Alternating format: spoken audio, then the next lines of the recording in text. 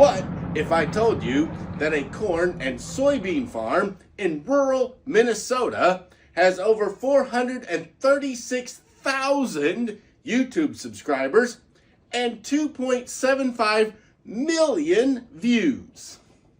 That they make more money from cameras than some farmers make from crops. And that they turned their 1918 homestead into one of agriculture's biggest media empires. This is Larson Farms, and their story proves that sometimes the most traditional businesses can become the most revolutionary success stories. Let me blow your mind with some numbers.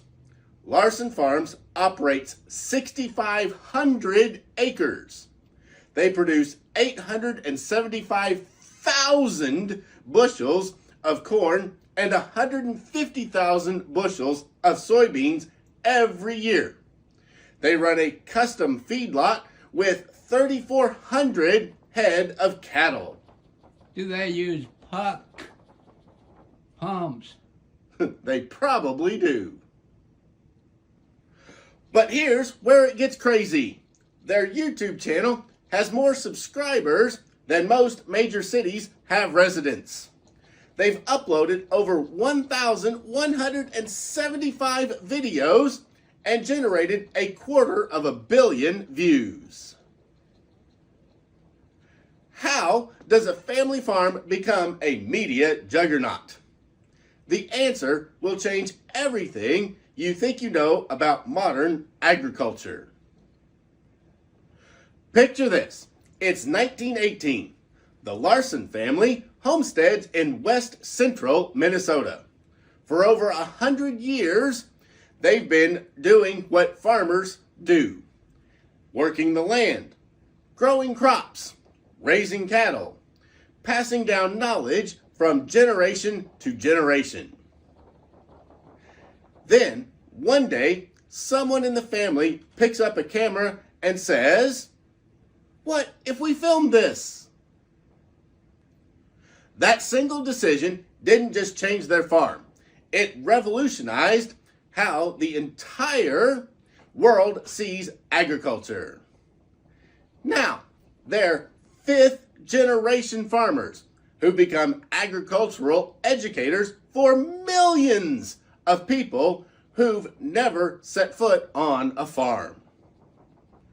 Here's what's absolutely genius about what they did. While other farmers saw social media as a distraction, the Larsons saw it as an opportunity to tell their story. Planting season, content. Harvest time, content. Equipment breakdowns, great content. Family moments, wonderful content. They turned every aspect of farm life into engaging, educational entertainment. And here's the part that made them millions. They didn't just show farming. They explained it. They made 875,000 bushels of corn relatable to people who buy their food at grocery stores. But this isn't just about entertainment. It's about education.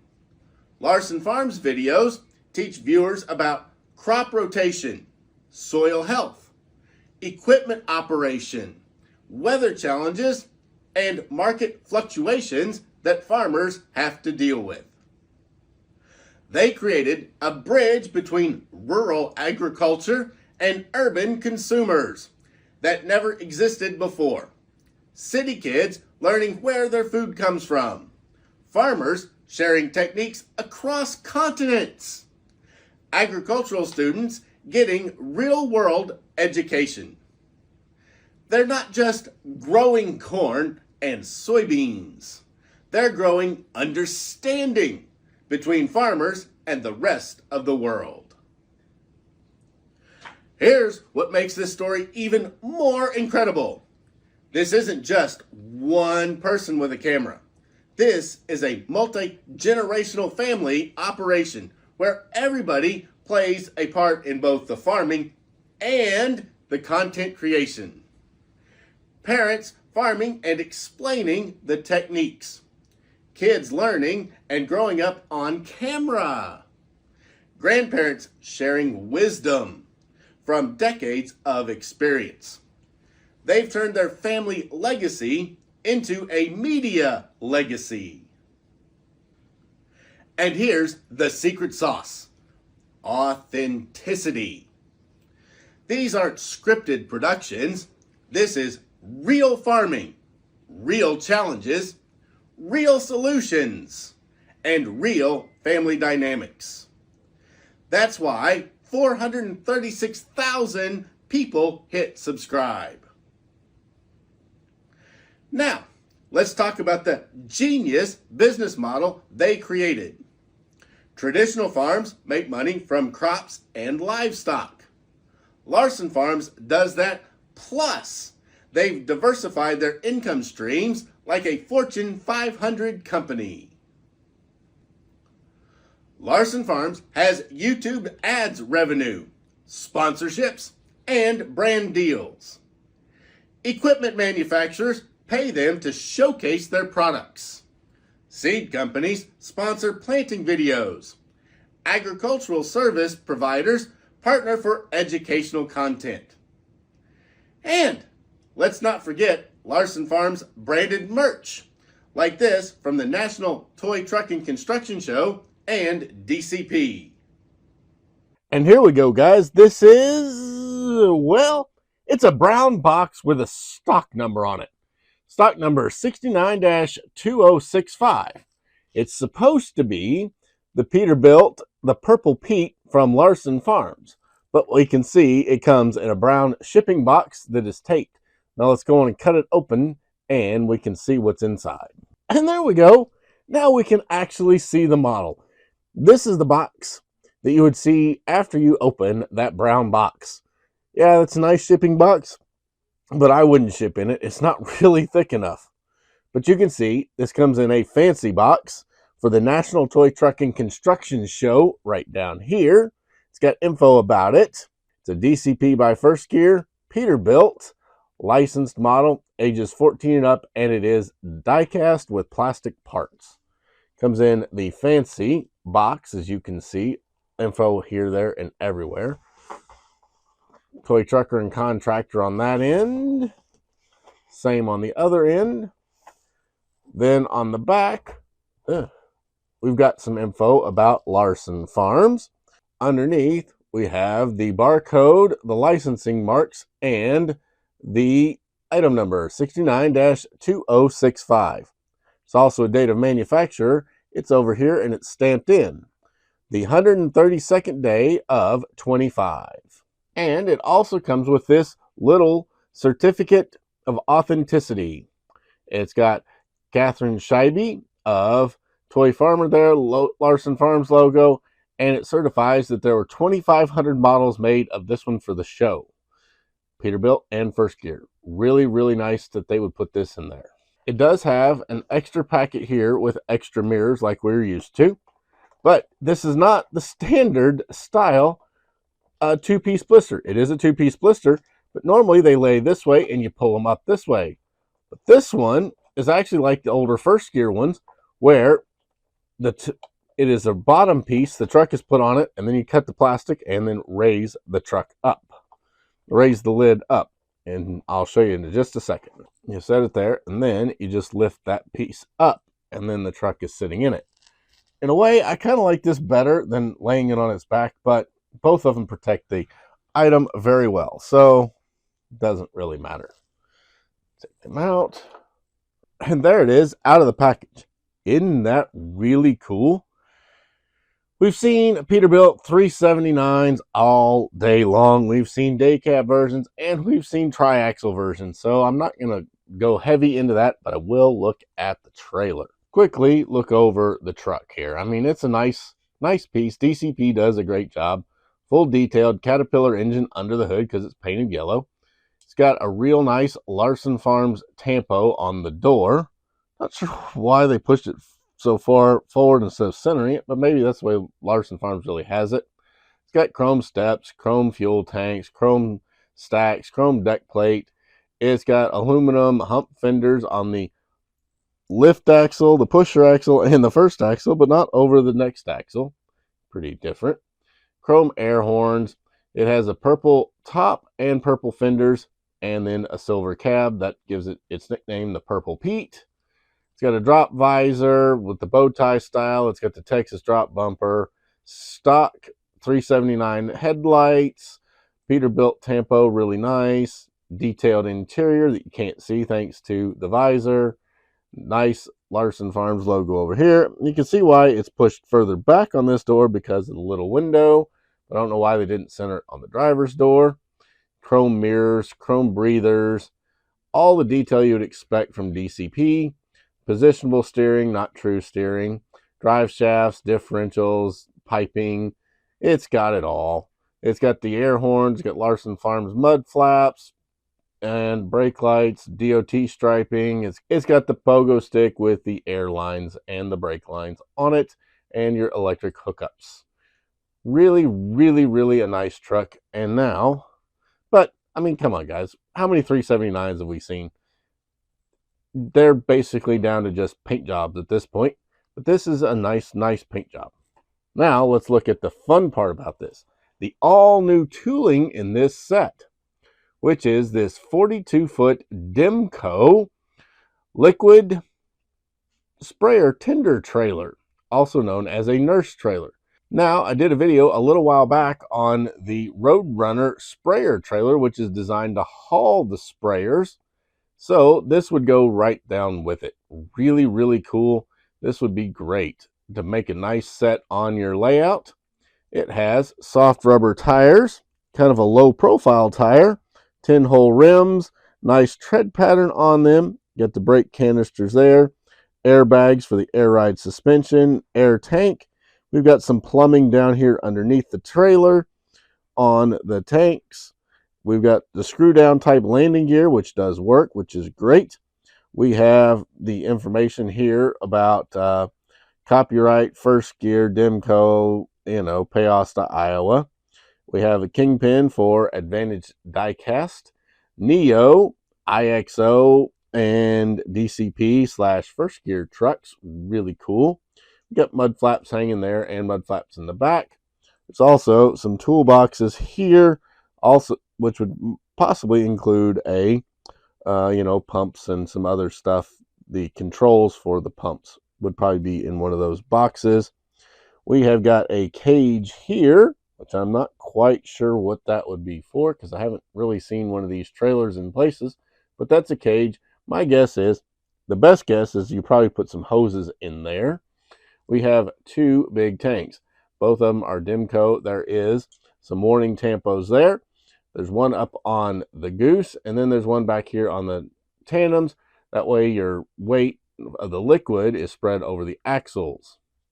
It has a small deck in the middle, DOT striping and marker lights. It's got a DEMCO logo tampoed right there on the frame. DEMCO is molded into those toolbox doors. You see the DOT striping that follows the frame all the way around. Really cool.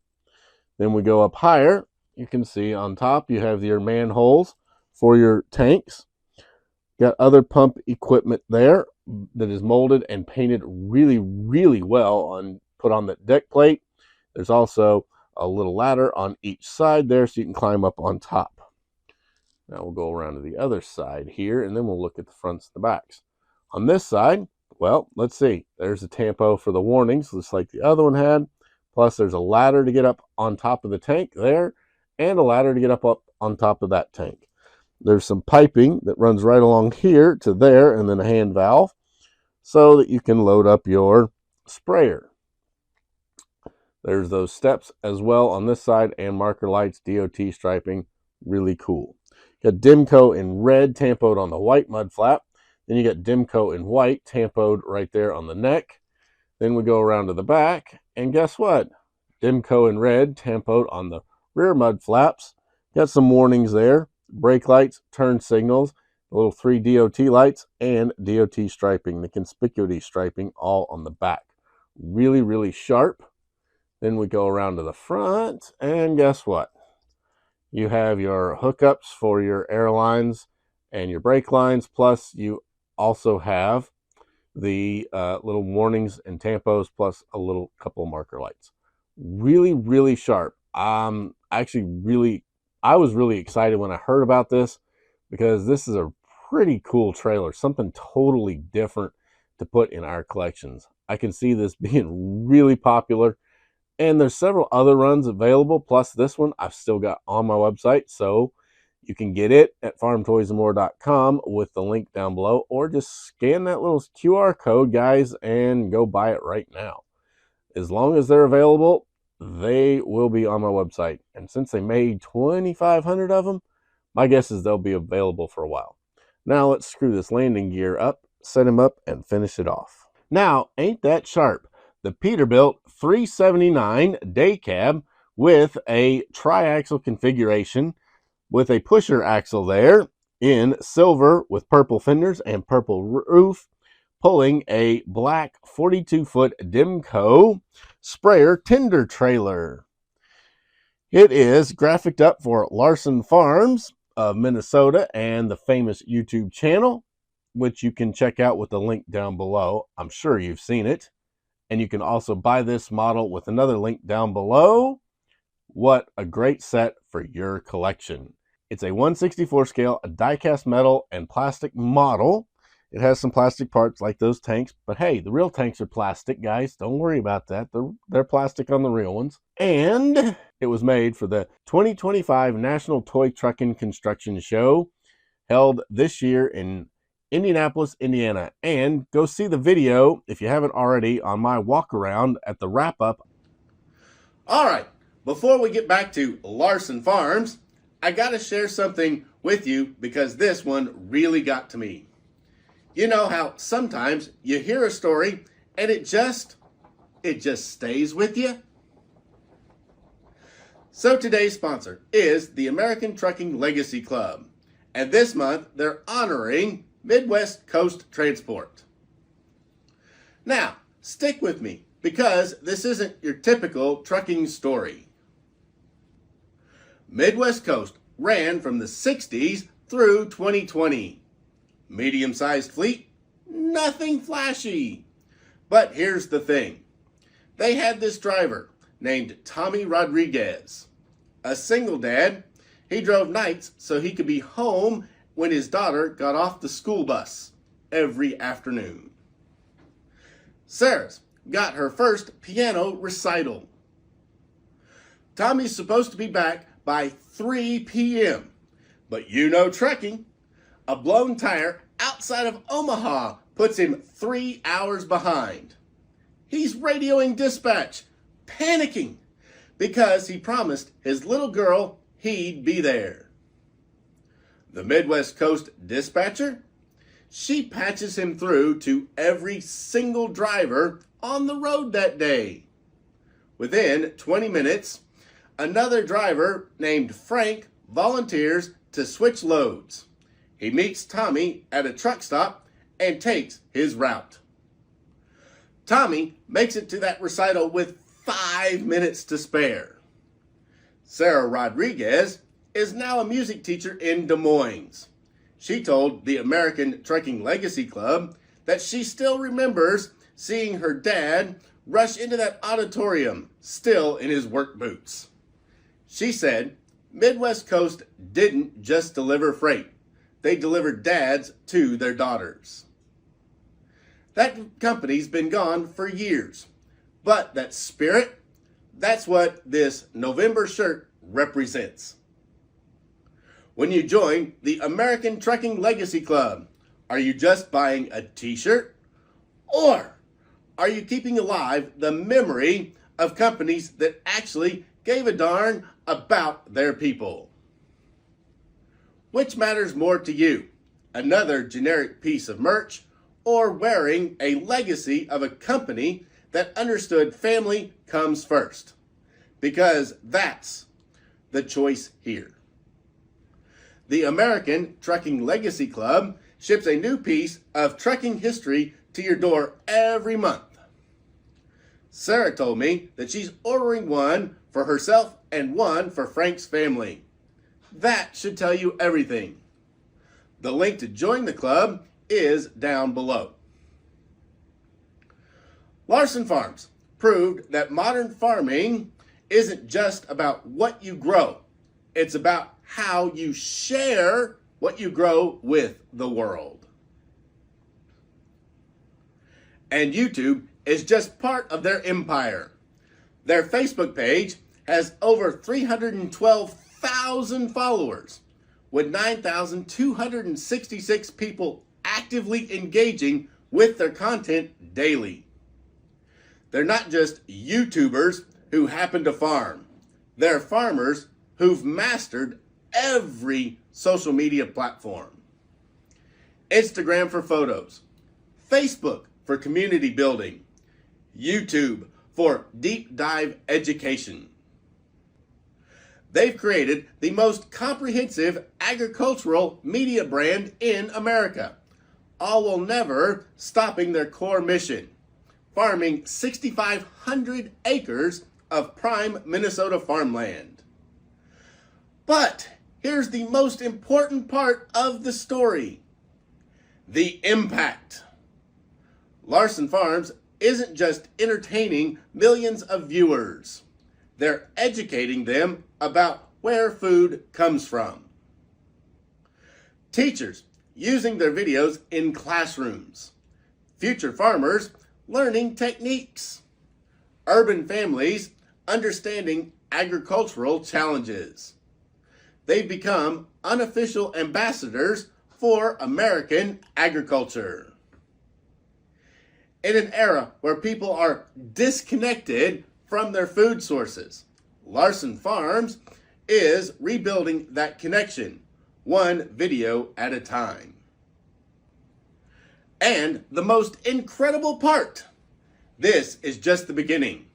The next generation is already learning both farming and content creation.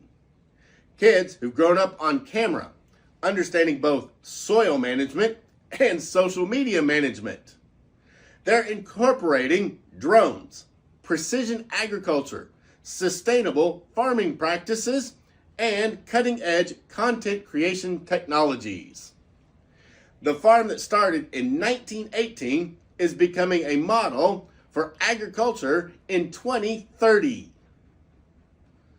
Larsson Farms proves that tradition and innovation aren't opposites.